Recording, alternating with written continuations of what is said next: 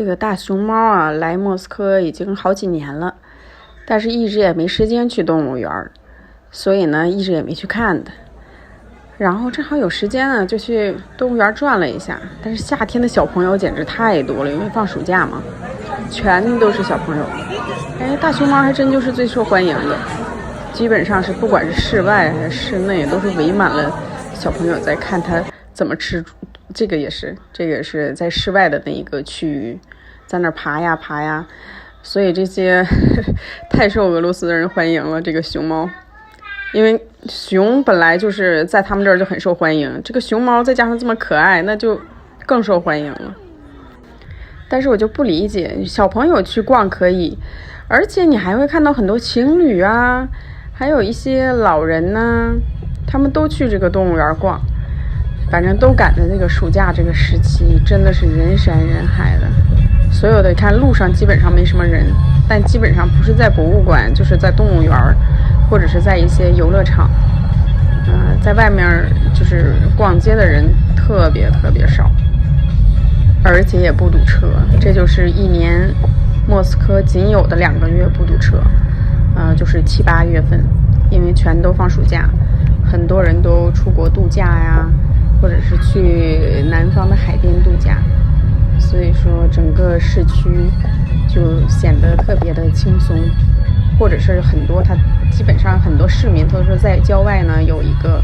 自己的别墅，所以他工作呀或者学习的时间会在市中心，平时呢他就像这个假期一般都是在自己的别墅种菜啊，种花，种菜的也比较少啊，基本上都是种花，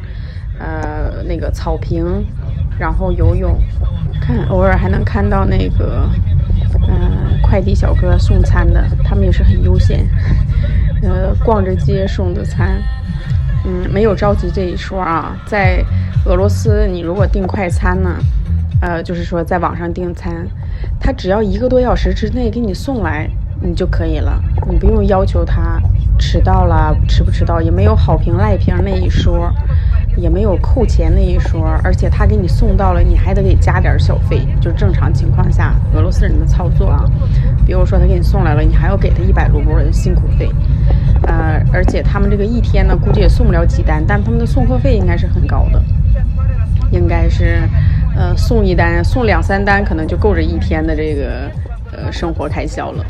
所以在俄罗斯啊，它就是一个慢节奏。怎么说呢？它不是说懒或者是不懒的问题啊，就是说，它就是这样的一个生活节奏，它就是习惯了这样的一个生活节奏。所以就是在莫斯科呢，就是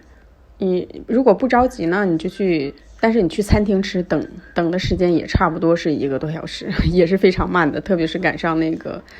餐点的时候。所以像我们动物园呢，里面有很多卖棉花糖啊，还有很多那种临时的小咖啡，卖一些热狗啊什么的。还有这个食堂，这个红色的楼是食堂，然后也可以在里面吃一些比较简单的快餐。还有很多家长呢是自己带着面包啊奶啊，带着一些吃的，然后可以边逛的时候，因为特别特别大，这个动物园能在里面待1天吧。因为我是比较着急，就是大概就转了1圈，还有很多没看到的，